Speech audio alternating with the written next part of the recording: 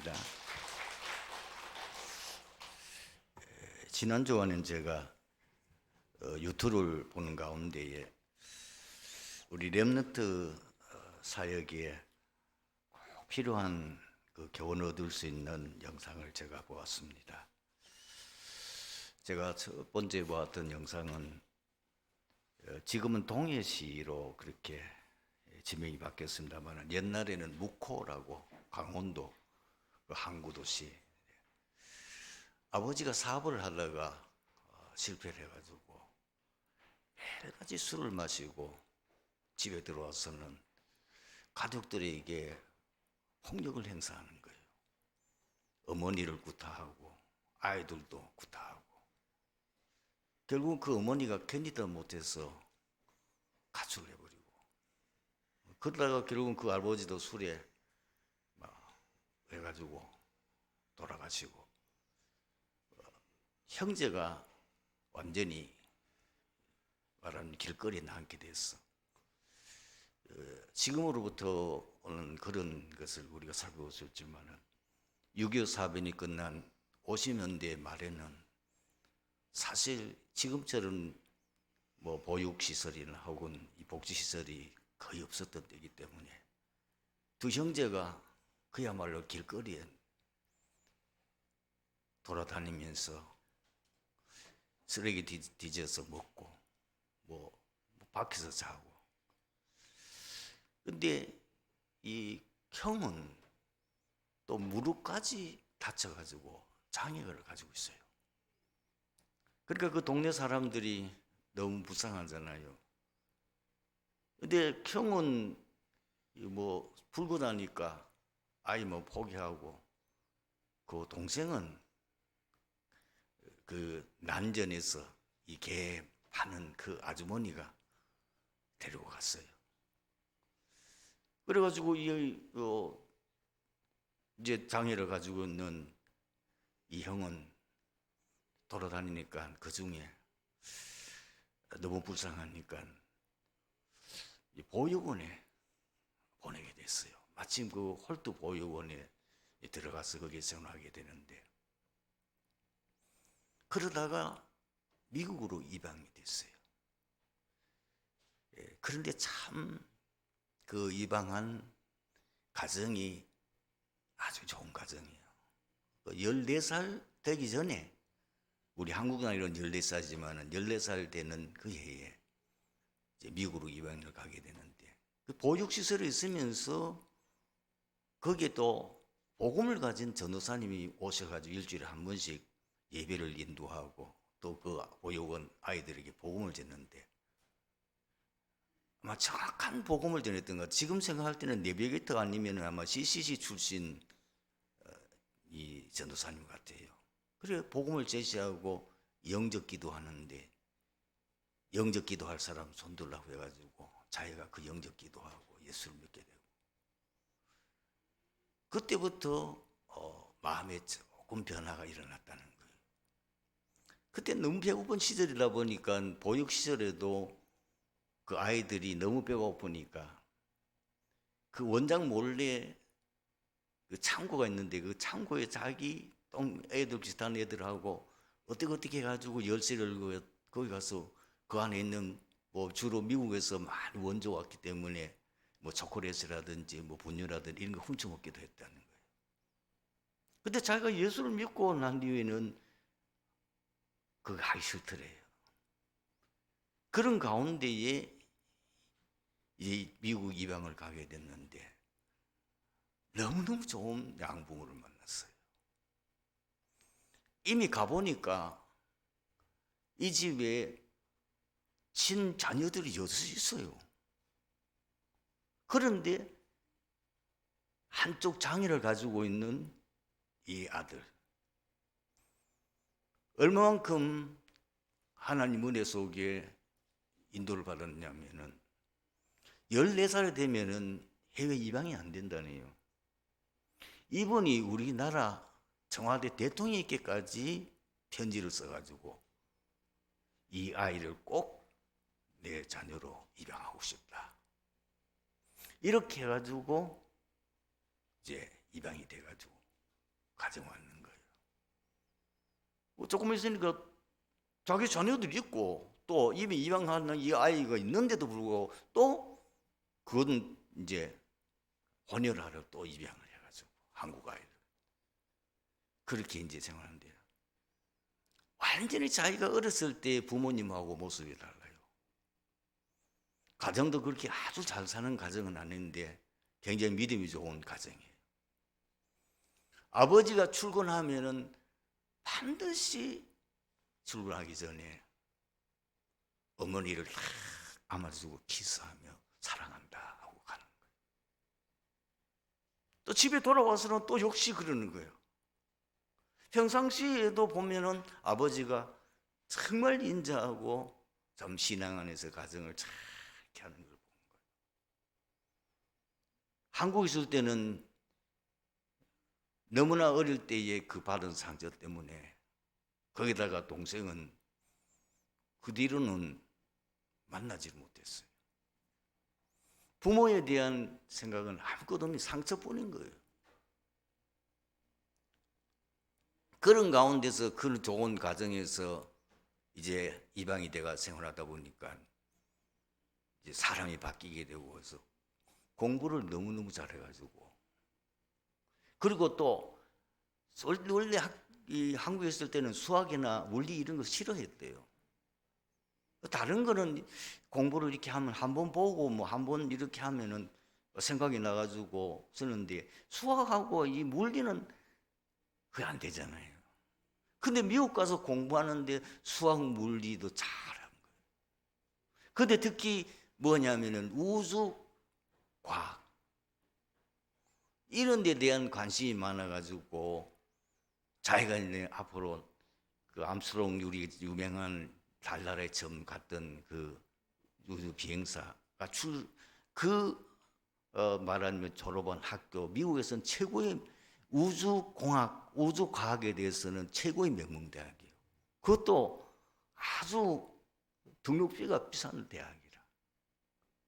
근데 자기가 거기 가고 싶어 하니까 공부도 잘하고 하니까 그 양부모가요 그 학비를 다 대줬대요.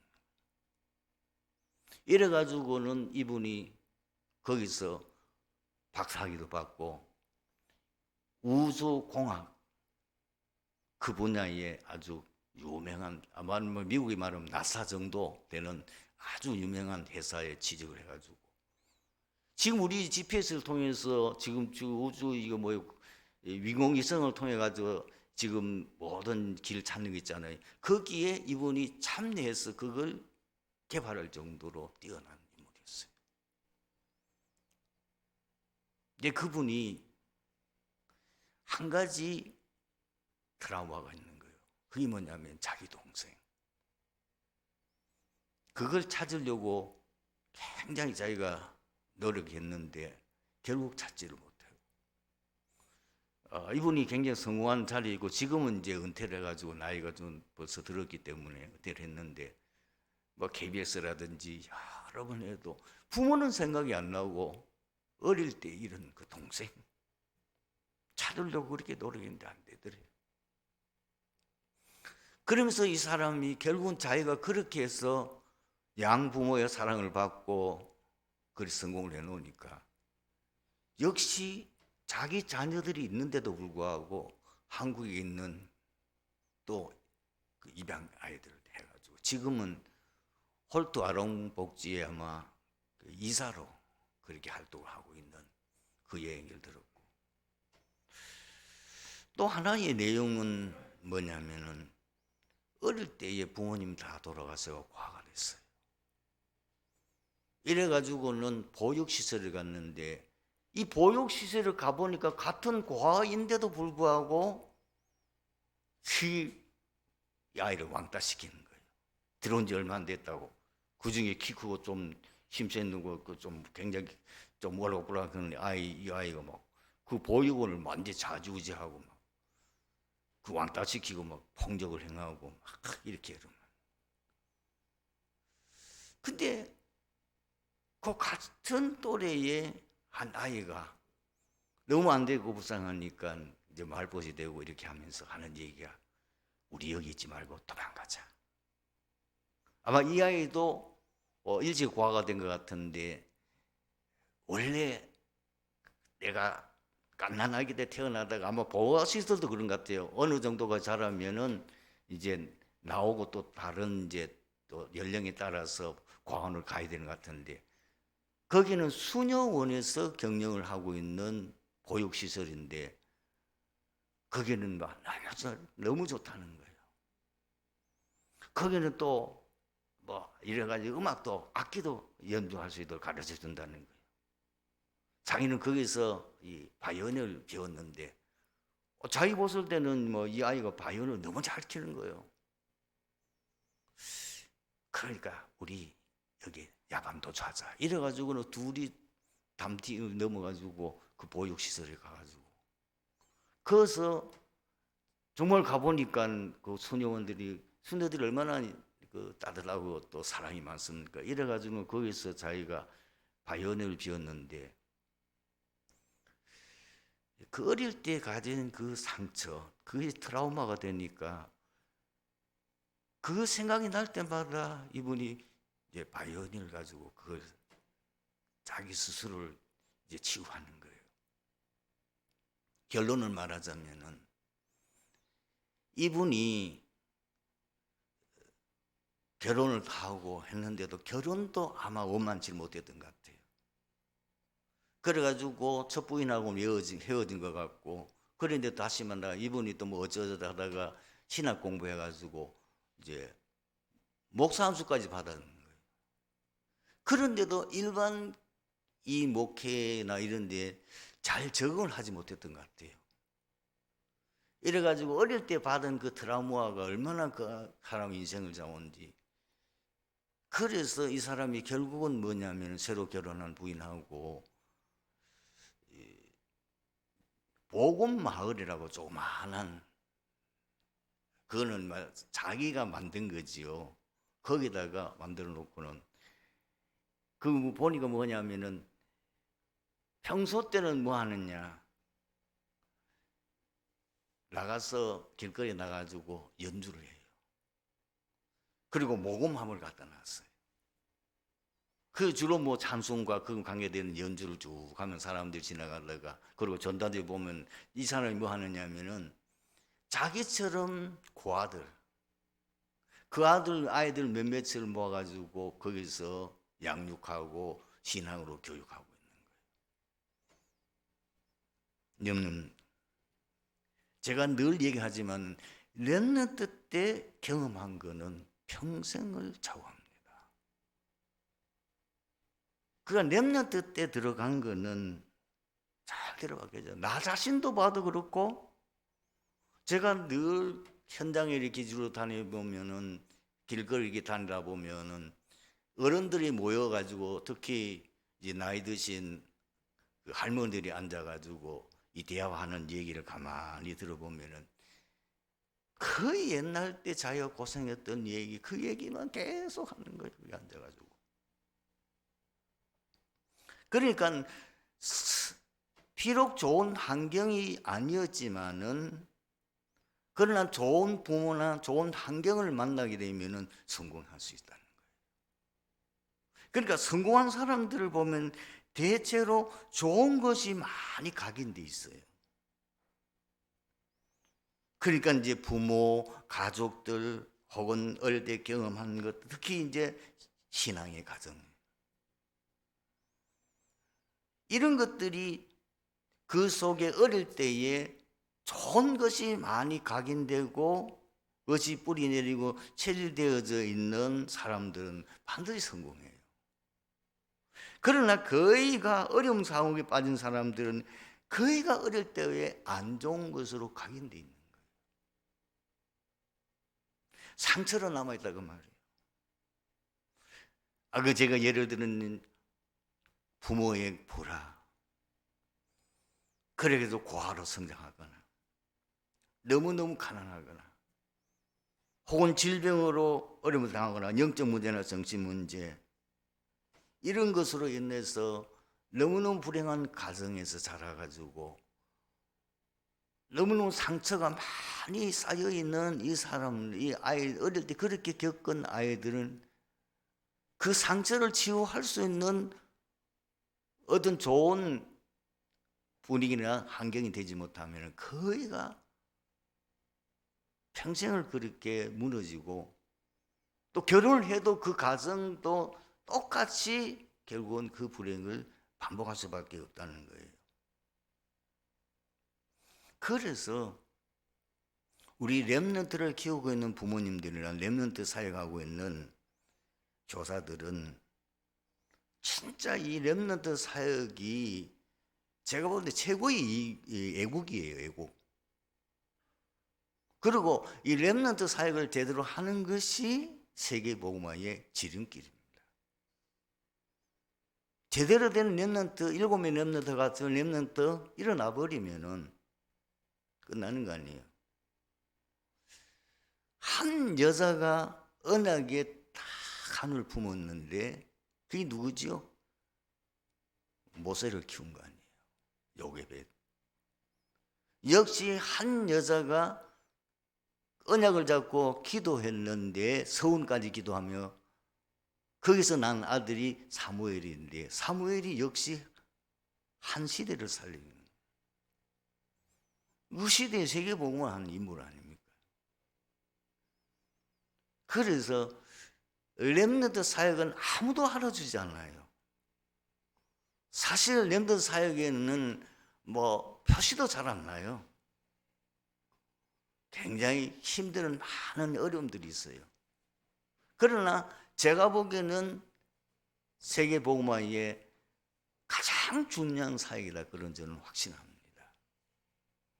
왜냐하면은 이 복음의 사이클이 반드시 반복되거든요. 지금 우리의 지금 복음의 사이클이 어디에 와 있는지를 잘 보셔야 돼요. 복음이 끊어지면은 반드시 재앙시대가 와요.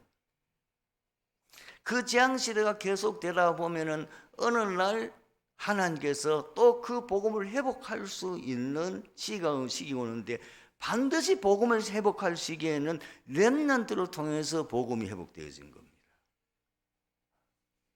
로마 복음화의 주역이 누구죠? 렘넌트예요. 바울이 아니에요. 발판이에요, 그 사람은. 그래서 바울이 왜 하필이면 회당을 찾아갔을까? 그 회당은 뭐예요? 지금 말하면 학교 아닙니까? 렘넌트 키우는 장소잖아요. 왜 거기에 바울이 중년 제자를 만났을 때 거기에 들어갔겠어요? 그걸 잘 보셔야 돼요.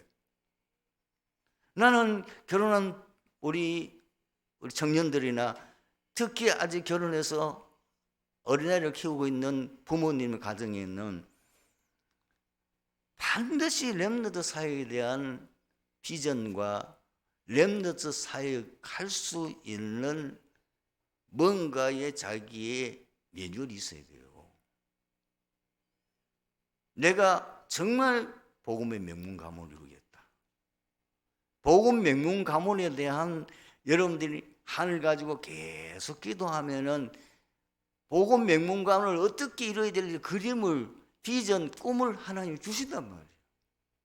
그 분야에 대해서 계속 기도하고 또 그것들 뭐 여러 가지 책을 통해서 또 많은 전문인들의 얘기를 듣고 이런 걸 통해서 사실 지금 다락방에 나오는 메시지만 잘 이해해버려도 거기에 대한 그림이 딱 그려지게 돼 있잖아요. 여러분이 최고 인생의 성공이 뭡니까? 세상 성공이 아니라는 건 이미 답이 나왔잖아요. 세상 성공한 것 가지고는 인생의 문제 해결할 수 없어요. 우리 가문의 문제 해결할 수 없어요. 개인의 문제도 해결할 수 없어요. 어떻게 보면 인생의 성공, 그것이 자기의 문제도 해결 못해요. 속지 말아야 됩니다. 세상 성공했다고 구원받을 수 있습니까? 세상 성공한 사람들이 가문을 살릴 수 있습니까? 세상 성공한 사람이 진짜 세계를 살 수 있냐 말이요. 나라를 살 수 있느냐 말이요. 못합니다. 이런 사실을 우리가 안다면은 진짜 우리가 내가 복음으로 인생 담나고 후대 키우는 이 사역만큼 귀중한 사역이 없다는 사실을 기억하세요. 그래서 우리 부모님들에게 간곡하게 부탁하고 이거를 꼭 부부가 많은 포럼을 통해 가지고 가정 분위기를 바꿔야 되는데, 화목하고 행복한 가정 분위기를 만드는 것, 이것이 첫 번째입니다.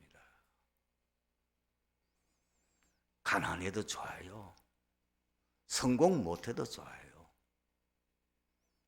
대체로 보면은 시골에서 어렵게 살아온 가정에도 부부가 굉장히 금술이 좋고 아주 화목한 가정에서 자라는 아이는 반드시 사실 그 아이가 굉장히 밝고 건강해요. 그런 아이들이 반드시 사회 나가면 성공해요. 아무리 돈이 많고 남들보다는 해도 뭐 이 가정이 지옥이다, 반드시 그 자녀들은 완전히 무너져요. 그 자녀들은 완전히 나중에 이상하게 돼요. 그래서 화목한 가정, 행복한 가정 분위기를 어떻게 하면 우리가 만들 거냐? 가장 핵심은 결국은 부부잖아요. 부부가 많은 포럼이 필요해요. 많은 대화가 필요해요. 우리는 그걸 몰랐어요. 우리는 예수를 믿으면서 사실 우리가 본 건 어른 세대밖에 없잖아요. 특히 우리 어른 세대들은, 우리 시대는, 지금 젊은 세대는 좀 다르겠습니다. 우리 어른 시대에는 남존여비 사상이 아주 강하고, 남자는 뭐 가장이다 마음대로 휘둘대고 막 하는 이런 아주 못된 그 유교적인 사상과 문화 속에서 우리가 살아다 보니까 우리도 모르게 거기에 배워가지고 굉장히 가정이 그야말로 지옥 같은 가정을 많이 이뤘다고 말이에요. 여러분, 부부 관계도 중요하고 부모와 자식 관계도 중요합니다. 어른들 섬기는 것도요. 특히 나는 여자분들에게 부탁을 드리고 싶은 거는 뭐냐면은 어른들 잘 섬겨야 돼요. 그거 아이들 보고 그대로 배워요. 이게 굉장히 중요합니다. 사람은 어쩔 수 없어요. 자기 행한 대로 반드시 받게 돼 있어요. 자기가 부모한테 못된 일 하면 반드시 나중에 부모 그 자녀에게도 그렇게 당해요. 왜? 자녀가 본 것밖에 없거든.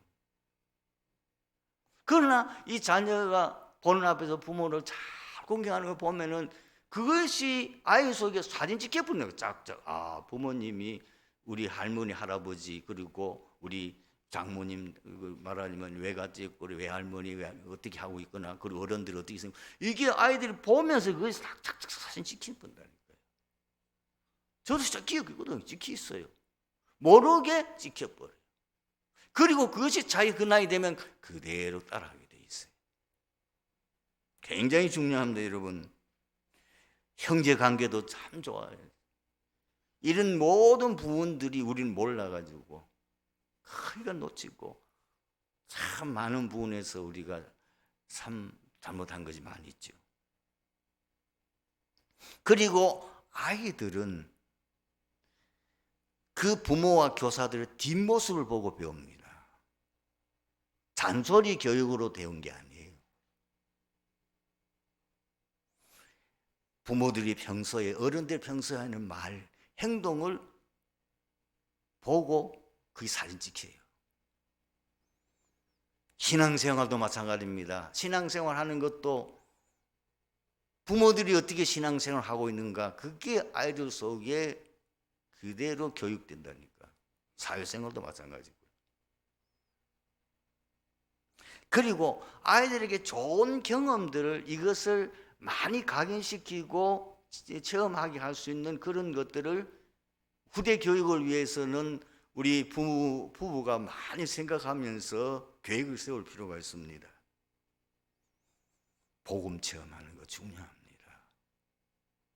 부모들이 렘넌트들이 어릴 때 기도 생활하는 것 체험해야 돼요.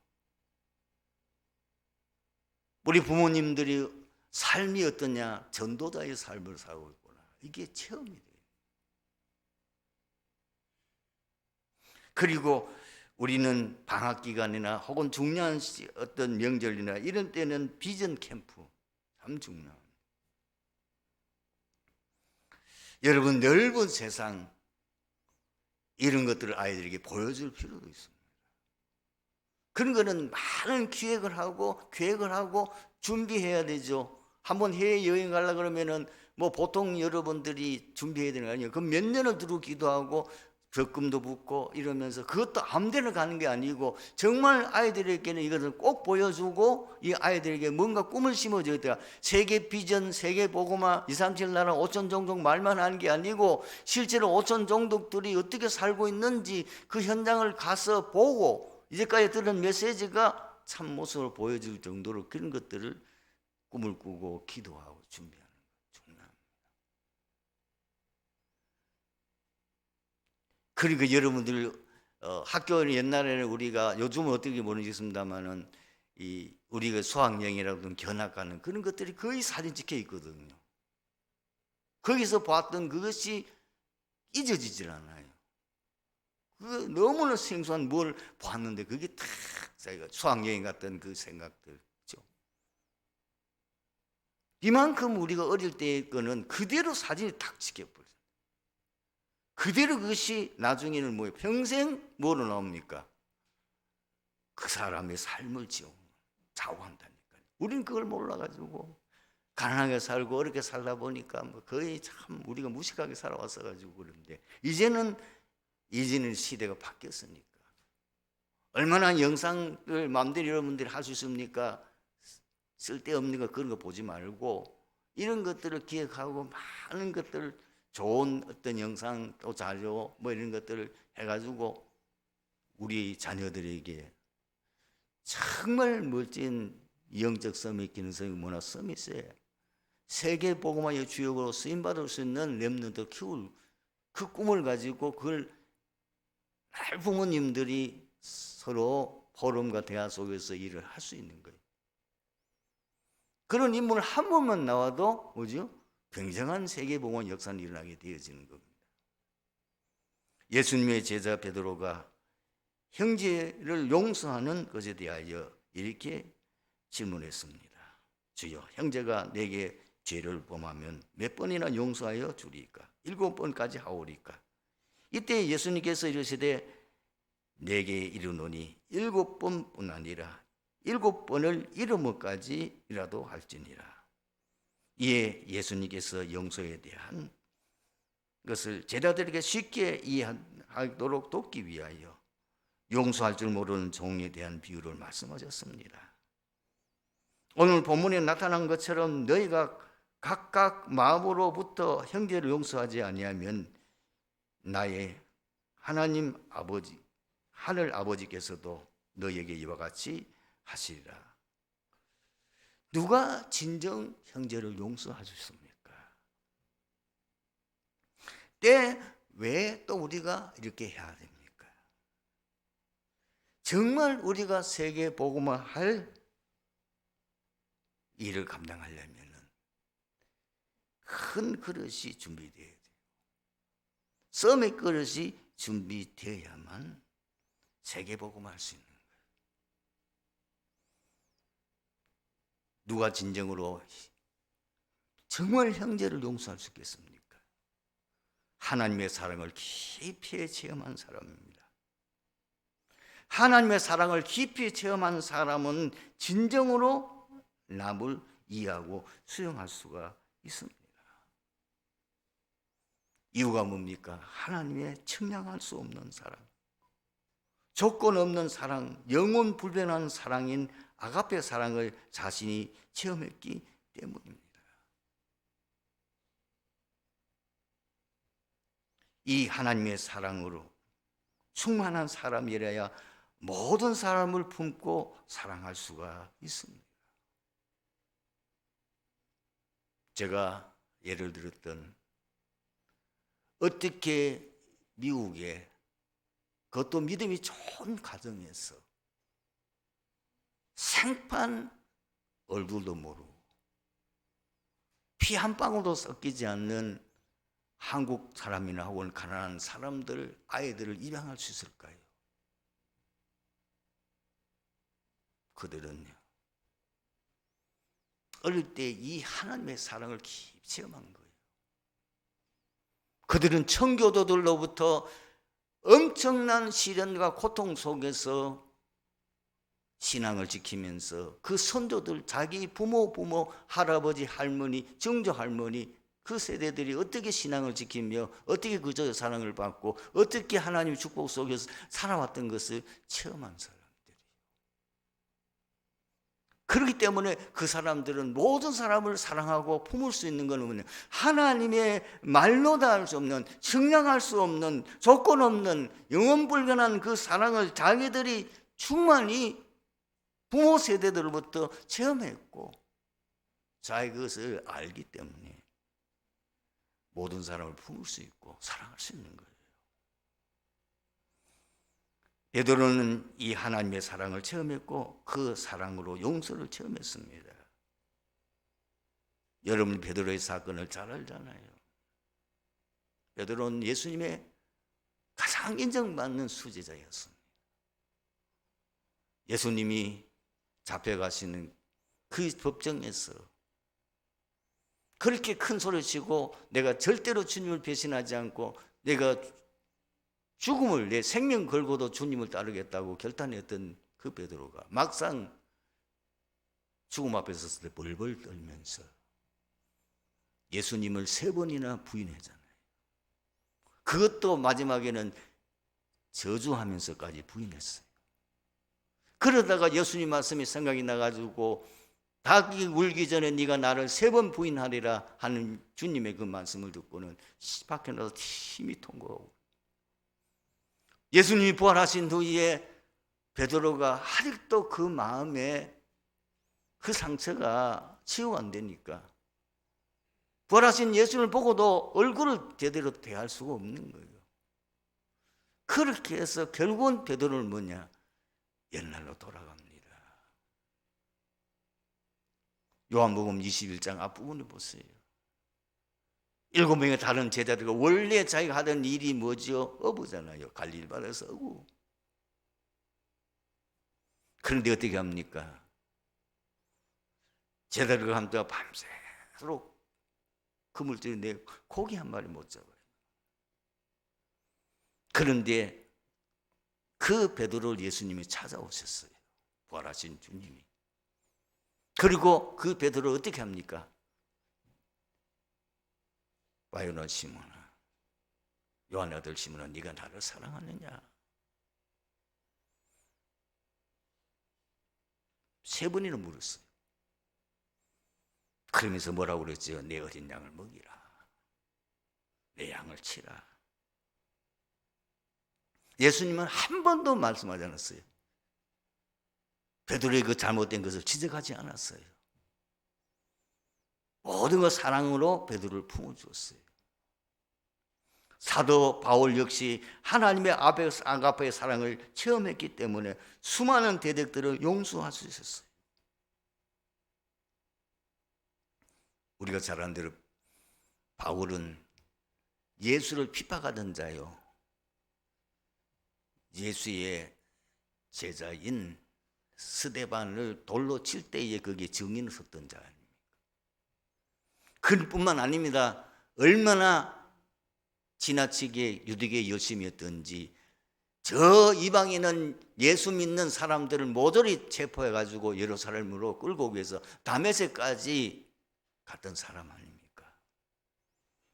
거기서 부활하신 주님을 만나고 완전히 인생이 바뀌게 되어집니다. 그래서 디모데전서 2장 12절 13절에는 이렇게 기록되어 있습니다. 나를 능하게 하신 그리스도 예수 우리 주께 내가 감사함은 나를 충성되이 여겨 내게 직분을 맡기심이니 내가 전에는 비방자요 박해자요 폭행자였으나 도리어 국률함을 입은 것은 내가 믿지 아니할 때 알지 못하고 행하였습니다. 바울이 누구보다도 하나님의 사랑, 그리스도의 넘치는 사랑을 체험했습니다. 그렇기 때문에 수많은 대적들까지도 다 용서할 수 있었습니다. 누가 형제를 진정으로 용서할 수 있을까요? 하나님이 주신 구속의 은혜를 진정으로 체험한 자입니다. 구속의 은혜를 받으면 새 사람으로 바뀝니다. 고린도후서 5장 17절 그런즉 누구든지 그리스도 안에 있으면 새로운 피조물이라. 이전 것은 지나갔으니 보라 새 것이 되었도다. 정말 하나님의 구속의 은혜를 깨닫고 예수 그리스도를 구주로 영접하면은 그 인생이 완전히 바뀌어요. 갈라디아서 2장 20절 내가 그리스도와 함께 십자가에 못 박혔나니 그런즉 이제는 내가 사는 것이 아니요 오직 내 안에 그리스도께서 사신 것이라. 이제 내가 육체 가운데 사는 것은 나를 사랑하사 나를 위하여 자기 자신을 버리신 하나님의 아들을 믿는 믿음 안에서 사는 것이라. 어떻게 구속의 은혜를 받은 사람이 형제를 용서할 수 있을까요? 구속의 은혜를 받으면 이제는 성령께 지배받는 사람이에요. 예수 믿는 순간에 성령이 그 안에 내주합니다. 그때부터 이 사람은 성령 인도받게 되고 성령 충만함 속에 살게 되는 겁니다. 그러니까 뭘 깨달아지느냐? 모든 사람을 용서할 수밖에 없는 이유를 깨닫게 돼요. 뭐죠? 불신자의 모습입니다. 불신자의 진실한 모습은 뭡니까? 12가지 문제 속에 영혼이 멸망과 저주 속에 빠져 있는 거예요. 이게 이제 보이는 거예요. 남들 볼 때는 대단한 사람이고 성공한 사람이 보이지만은 진짜 영안이 열린 사람은 그 사람이 가장 불쌍한 12가지 문제 사단의 전략 속에 빠져 있는 사람이 보이는 거예요. 이게 보여야 실제로 현장이 정도할 수 있어요. 세상이 부럽습니까? 복음 제대로 결론 안 났어요. 세상이 대단해 보입니까? 복음으로 아직 답 안 났어요. 복음으로 답난 사람은 세상을 부러워하지도 않고 세상을 두려워하지도 않습니다. 오히려 세상을 불쌍히 여깁니까? 왜? 12가지 문제 저주 속에 빠져있는 그 현장, 그 사람들의 앞으로 어떻게 될지를 이미 알고 있잖아요. 영원한 지옥 고통받을 그 영혼. 그리고 사단의 전략이 뭡니까? 사단의 전략은 사람을 서로 싸우고 죽이고 분쟁해서 멸망시키는 것이 사단의 하늘이요. 그 사단의 전략에 걸려들어서는 안 되지요. 그리고 세 번째로 누가 진짜 형제를 사랑할 수 있습니까? 하나님의 말씀에 전적 순종하는 사람입니다. 살다 보면 정말 도저히 용서할 수 없는 사람이 있을 수 있습니다. 예수님께서 뭐라고 말씀하셨습니까? 마태복음 5장 43절 44절에 이렇게 말씀하셨습니다.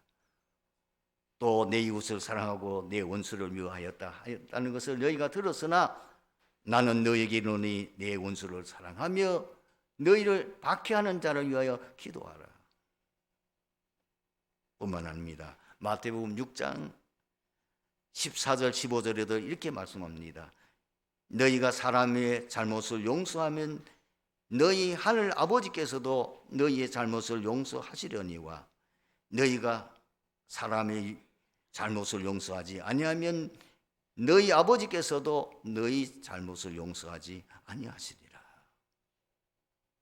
그러면서 사도 바울은 로마서 12장 19절에서 20절에 이렇게 기록하고 있습니다. 내 사랑하는 자들아 너희가 친히 원수 갚지 말고 하나님의 진노하시며 맡기라. 기록되었으되 원수 갚는 것이 내게 있으니 내가 갚으리라. 주님께서 말씀하시니라. 너희 원수가 줄이거든 먹이고 목마르거든 마시게 하라. 그리함으로 내가 숯불을 그 위에 머리에 쌓아두리라. 여기에 증인들이 있습니다. 누구지요? 요셉입니다. 요셉은 자기를 노예로 팔았던 형님들을 용서했습니다. 자기를 모함해서 감옥에 들어가게 했던 그 보디발의 아내를 용서했습니다. 자기를 죽이려고 10년 넘게 자객을 보내고 직접 찾아오기도 했던 사울을 끝까지 다윗은 용서했습니다. 스데반은 돌에 맞아 죽으면서 자기를 죽이는 그 원수들을 보고 하나님 앞에 용서해달라고 기도했습니다. 송영한 목사님은 두 아들을 공산당에게 잃었지만 그 자기 아들을 죽인 그 공산당 어린 학생을 자기의 아들로 삼았습니다. 오늘 말씀의 결론입니다. 하나님의 사랑, 구속의 은혜로 충만하고 하나님의 말씀에 전적 순종하는 사람이 되려면 어떻게 될까요? 그냥 안 됩니다. 하나님의 은혜를 충만히 받는 서밋 타임을 가지셔야 합니다. 그리고 깊은 묵상의 시간이 필요합니다. 모든 나에게 잘못한 사람을 용서할 만한 힘이 있어야 됩니다. 그리고 말씀을, 복음의 말씀을 많이 들어요. 그래서 내 자신이 복음으로 각인불이 쳐질 때요, 진정으로 우리는 모든 걸 사랑하고 용서할 수 있습니다. 이 축복을 이번 주간 꼭 누리게 되기를 주님으로 축원합니다. 기도하겠습니다. 하나님 감사합니다. 오늘 말씀을 통해서 이 자리에 참석한 디디교회 모든 성도들과 렘넌트들이 시대에 채워가는 영적 서밋, 기능성의 문화 서밋으로 세계 복음화의 주역으로 복음 24시에 집중함으로, 그리고 1, 2, 3 RUTC 응답의 24시에 응답받는 주역이 되도록 역사하여 주시옵소서. 주 예수 그리스도의 이름으로 기도드리옵나이다. 아멘.